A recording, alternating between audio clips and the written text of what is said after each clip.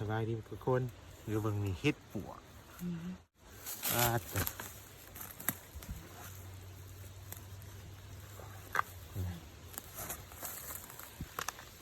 โอเคงานเด้อพี่น้องบ๊ายบายสบายดีพี่น้องเฮ็ดปวกบานหมดแล้วพี่น้องแต่นี่แต่เฮ็ดปวก อาหารหลาย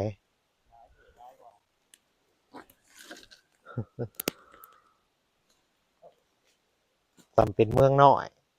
มาเฮ็ดปวก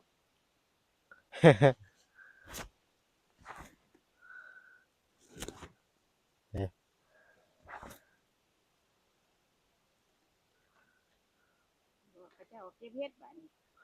สเก็ตเก็บเฮ็ดต่ออีกเด้อพี่น้องปล่อยแม่นเก็บเฮ็ดมัชรูม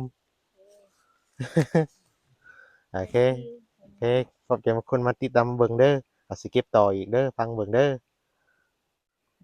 มีแต่เก็บเฮ็ดตัวเจ้าเคยฮู้เด้ออย่าเก็บเฮ็ดตัวบ่ฮู้บางเทื่อมันสิเป็นเบื่อเป็น poison แต่เฮ็ดที่เบื่อนี่เต็มหมดทีบนี่ นี่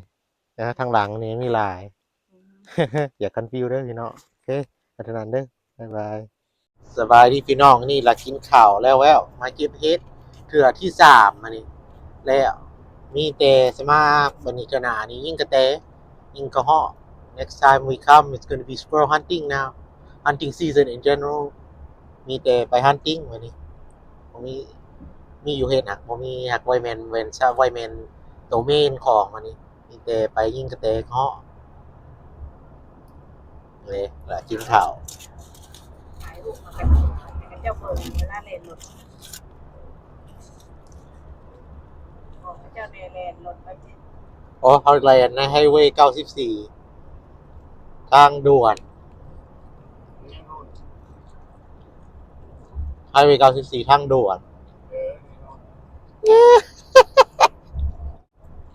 รถโอทีเซนเซ่นว่าทางหน้ารถบรองโกแม่นบ่รถ รถโบทูรถโอเจเจซิมสันบัฟฟาโลเบียวรันนิ่งแม็กบัฟฟาโลเบียว ท่านหมอบ่ได้เข้าปกเอาคุมหมอก็บ่เสียแล้วนี่คุมเมื่อย มองกระเถ่าเล็กมอง80อย่างเงี้ย